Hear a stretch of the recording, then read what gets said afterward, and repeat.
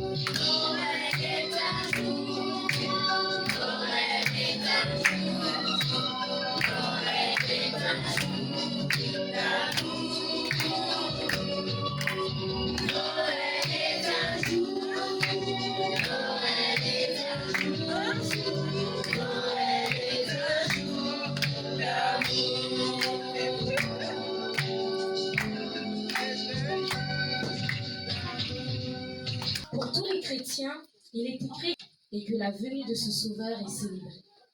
La Bible dit que cette bonne nouvelle n'a pas été seulement annoncée en Israël, mais elle a été annoncée dans le monde entier.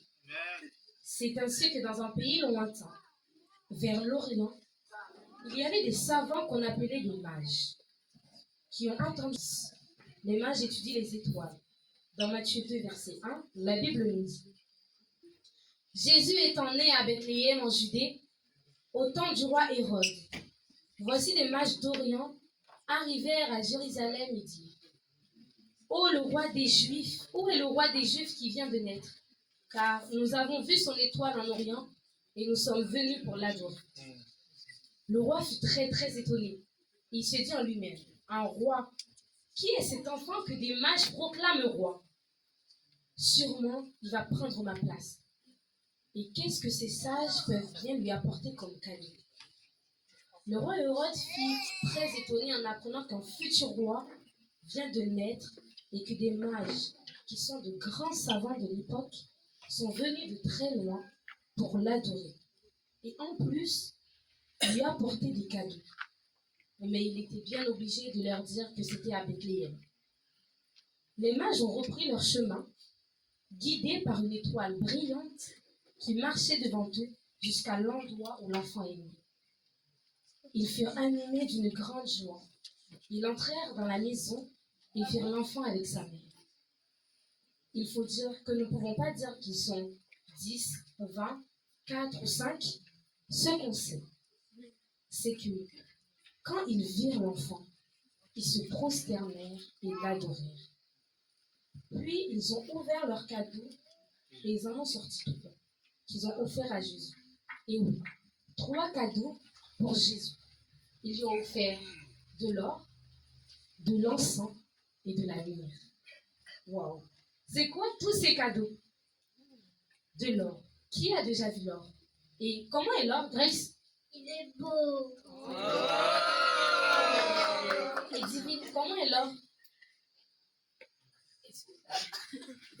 Comment est l'or? Elle brille.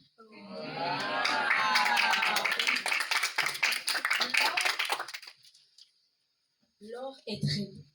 Et on ne donne pas de l'or à n'importe qui. L'or marque la beauté, la gloire, la puissance. En offrant de l'or à Jésus, les mages ont reconnu que Jésus est roi. Et un roi mérite d'être glorifié. Les savants ont glorifié Jésus avec de l'or. Et est-ce que Jésus est roi pour nous? Oui. Non. Est-ce que Jésus est roi pour nous? Oui. Qu'allons-nous lui offrir alors, Daniel? De l'or? Nous n'avons pas. Alors, qu'est-ce qu'on peut faire, Abby? On peut chanter. Est-ce qu'on peut chanter? Oui. Est-ce qu'on va chanter? Oui. Alors, chantons.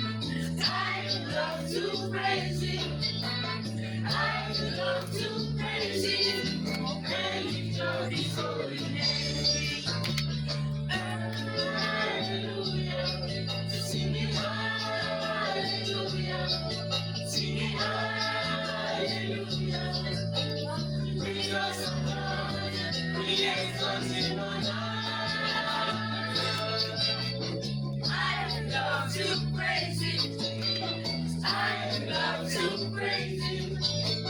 I love to praise Him. And love His holy name. And love His holy name. Alors, est-ce qu'on veut continuer à chanter pour Jésus? Oui. Est-ce qu'on veut continuer à chanter? Oui. Alors on continue.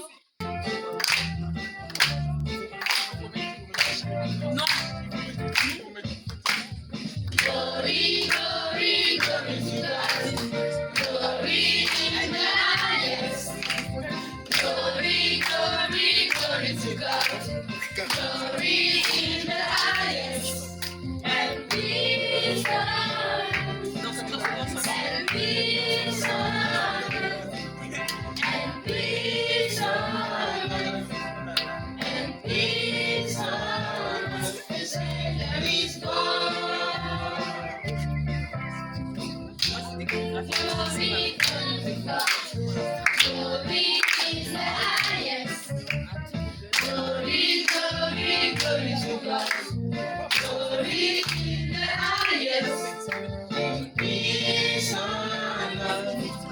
And peace on earth. And peace on earth. And peace on earth. The Savior is born.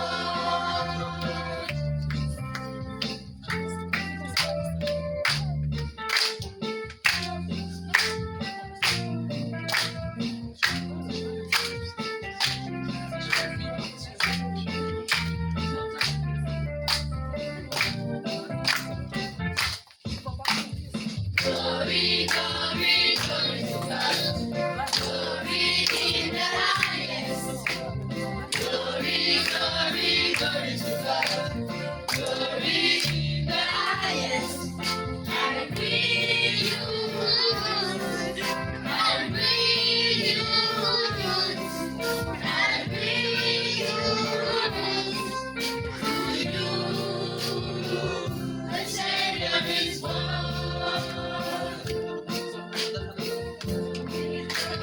Glory to God.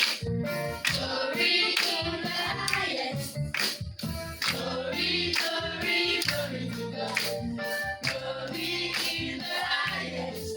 I will use, I will use, I will use to you. The Savior is born. Qui se rappelle du deuxième cadeau? De l'encens. C'est quoi l'encens? L'encens est un produit d'un arbre. Et il peut avoir une forme de gomme ou de bâton. On peut le trouver dans plusieurs magasins.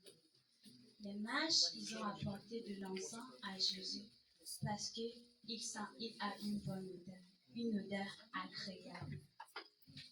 De suite, les mages, ils ont vu que Jésus n'était pas un enfant ordinaire. Il n'est pas un enfant comme nous, mais il est le roi des rois. Il est un enfant divin. Quand on brûle de l'encens, il s'élève de la fumée. C'est quoi? La fumée représente les prières d'une personne ou d'un peuple qui s'adresse à Dieu.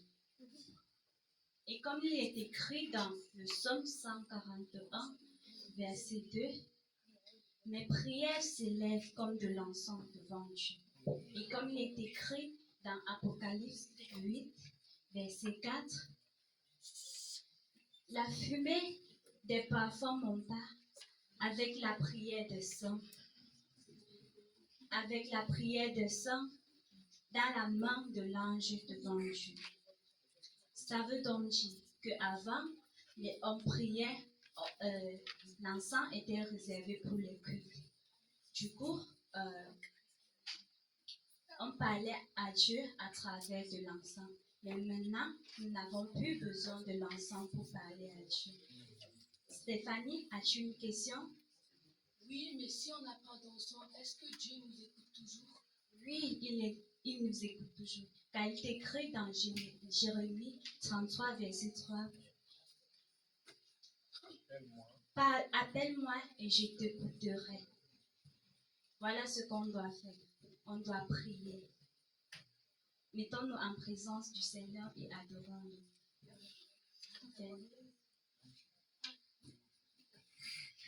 Seigneur Jésus, merci pour ton amour, merci pour ta grâce, merci pour tes merveilles. Car tu nous as aimés, tu nous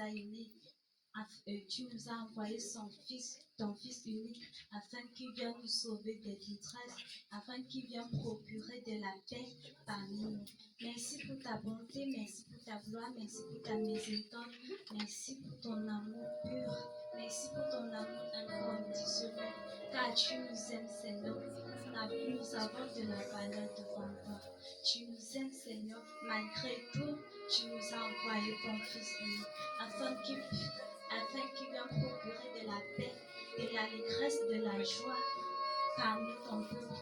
Merci, Seigneur, car tu as dit dans ta parole, Seigneur, que ceux qui te craignent, ils auront de la paix, de la joie et de l'amour.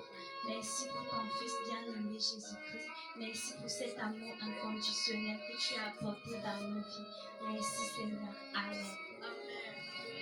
Donc, on a vu 2 cadeaux.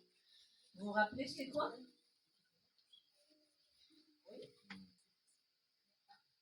L'or. Voilà. Le premier, c'est de l'or. Et le second, c'est quoi? Ce qu'elle vient de dire? C'est de l'encens. Voilà. Donc, on a dit que l'or, les mages, ils ont donné de l'or à Jésus. Pourquoi? Parce que Jésus est... Jésus est... Voilà. Et l'encens, c'est ça l'encens, parce que Iris a oublié de le montrer. C'est ça l'encens. Ils sont très forts. Hein. Très souvent, ils sont bons, mais voilà. Ça sent bon? D'accord. Ça sent bon? Ça sent bon, hein? Voilà. Donc, c'est ça l'encens dont elle parlait tout à l'heure. Donc, l'encens, les mages ont donné de l'encens. Pourquoi? Parce que Jésus n'est pas un enfant comme les autres. Jésus est un divin enfant. C'est-à-dire que Jésus est Dieu. Et maintenant, il y a un 3e cadeau. Donc, c'est quoi le 3e cadeau? Maintenant, à David. La myrrhe. C'est bien. C'est la myrrhe. Vous savez ce que c'est la myrrhe? Non? C'est quoi la myrrhe? Daniel, c'est quoi? Voilà.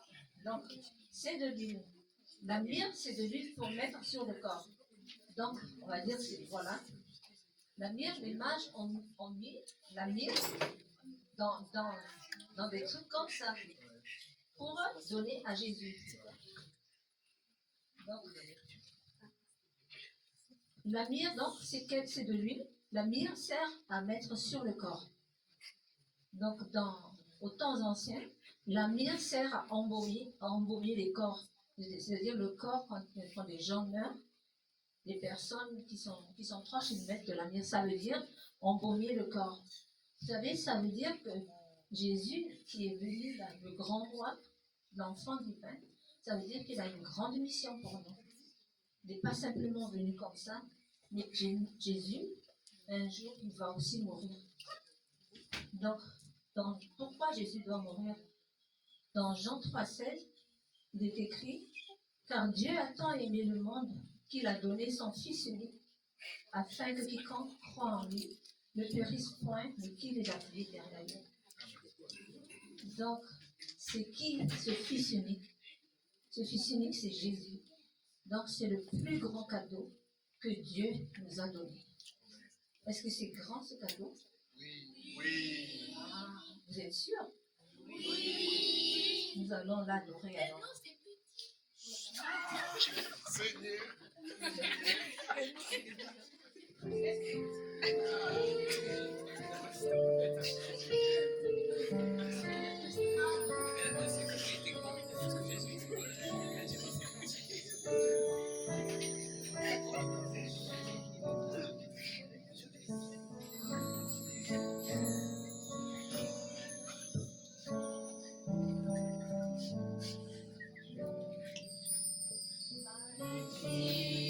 Le Seigneur, tout mon cœur pour chanter Dieu.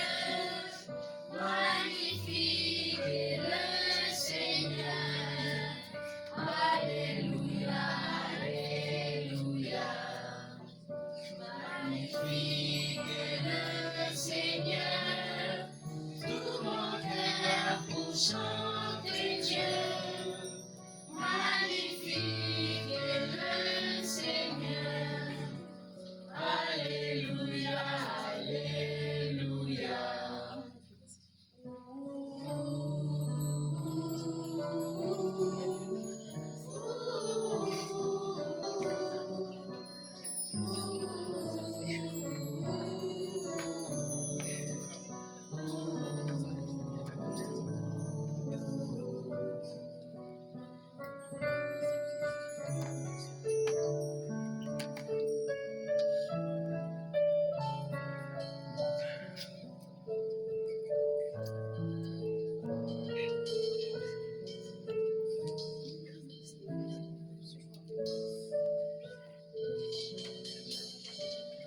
Magnifique est le Seigneur, tout mon cœur pour chanter Dieu.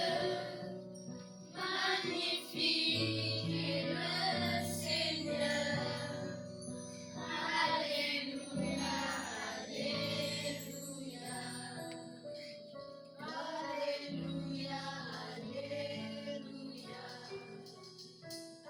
Alléluia, Alléluia. Donc, Jésus est venu vers nous les hommes. Quand Jésus est né, il était comment? C'est comment? Comment? Bébé? Voilà. Mais est-ce que Jésus est resté bébé? Non. Ah, d'accord.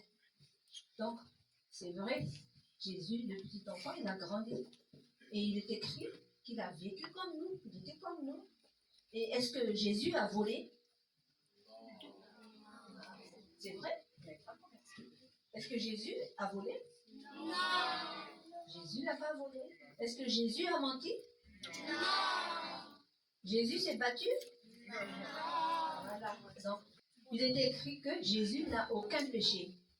Donc, la Bible nous dit que Jésus est venu, il a donné sa vie pour nous sauver.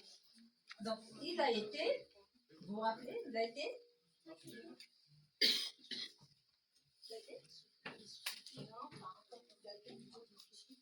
crucifié. Voilà, il a été crucifié. C'est là où il a donné sa vie pour nous. Donc, quand il était crucifié, comment il était? Est-ce qu'il était vivant? Non. D'accord. Donc, il a été crucifié, mais la Bible nous dit qu'au bout de 3 jours, il était Ressuscité? voilà. Ressuscité, ça veut dire quoi?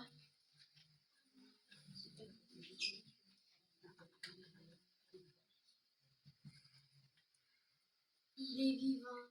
Voilà. Donc, Jésus est vivant. Au bout de 3 jours, Jésus est donc vivant et s'est montré à tous ses amis, à tous ses disciples, à tous ses amis. Ils ont parcouru beaucoup de pays. Et il était encore resté 3 jours avec les disciples et les gens qu'il aimait. Puis, un jour, 30 jours après, Jésus a dit à ses disciples qu'il va partir. Et quand il va partir, il y aura le Saint-Esprit qui va descendre sur eux. Ils vont pas laisser, Jésus ne va pas les laisser seuls, mais il y aura le Saint-Esprit qui va venir sur eux. Et les disciples vont être les témoins de Jésus sur toute la terre. Comme nous aussi, nous sommes les témoins de Jésus sur toute la terre. Vous croyez à ça? Vous connaissez Jésus? Oui. Ah, d'accord. Donc ça, on va voir comment ça s'est écrit. Parce que tout ça, c'est écrit. Hein. Dans Actes, le livre des Actes, 1, 9, 11, il est écrit, après avoir dit cela, c'est-à-dire qu'après que Jésus ait dit que mais il y a le Saint-Esprit qui va venir, que les disciples seront les témoins, après avoir dit cela, il fut élevé, c'est-à-dire Jésus était élevé. Élevé, vous savez ce que ça veut dire? Ça veut dire quoi? Oui, il a été élevé, il montait. Il était élevé dans le ciel et une nuage les déroba à leurs yeux. Et comme il regardait toujours vers le ciel, il était très étonné, je pense. Il y avait 2 hommes vêtus de blanc qui leur apparurent et lui dirent: Hommes Galiléens, pourquoi vous arrêtez-vous à regarder le ciel? Ce Jésus qui a été enlevé au ciel du milieu de vous viendra de la même manière que vous l'avez vu allant au ciel. Donc vous voyez, Jésus va vraiment revenir. Ainsi, un jour que nous ne connaissons pas, que personne ne connaît, que pasteur ne connaît pas, que personne ne le connaît, mais que Dieu seul le sait, ceux qui ont cru en Jésus et qui l'ont accepté comme sauveur et Seigneur, qui vivent dans la sainteté, dans la crainte de Dieu, seront enlevés aussi pour le rejoindre et après ils reviendront avec Jésus sur la terre pour y régner. Vous croyez cela? Oui. Ah, vous croyez qu'on va être emmené avec Jésus? Oui. D'accord, on va voir ça. On va chanter, on verra.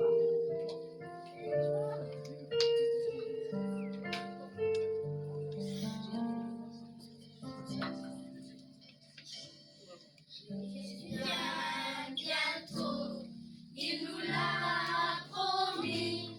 Viendra-t-il de jour ou bien de nuit?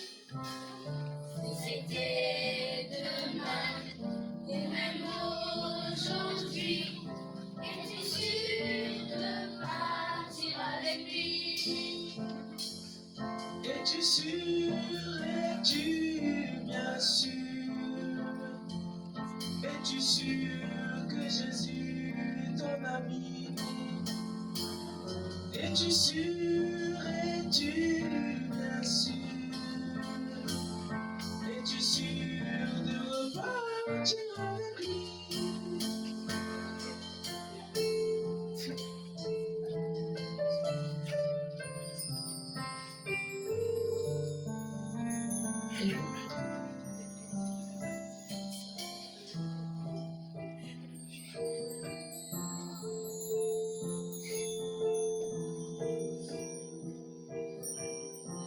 Demande à Nico. Es-tu sûr, es-tu bien sûr? Es-tu sûr que Jésus est ton ami? Es-tu sûr, es-tu bien sûr? Es-tu sûr de repartir avec lui? Jésus vient bientôt, il nous l'a promis. Viendra-t-il de jour ou bien de nuit? Si c'était demain ou même aujourd'hui, es-tu sûr de partir avec lui? Es-tu sûr, es-tu bien sûr? Es-tu sûr que Jésus est ton ami? Es-tu sûr, es-tu bien sûr?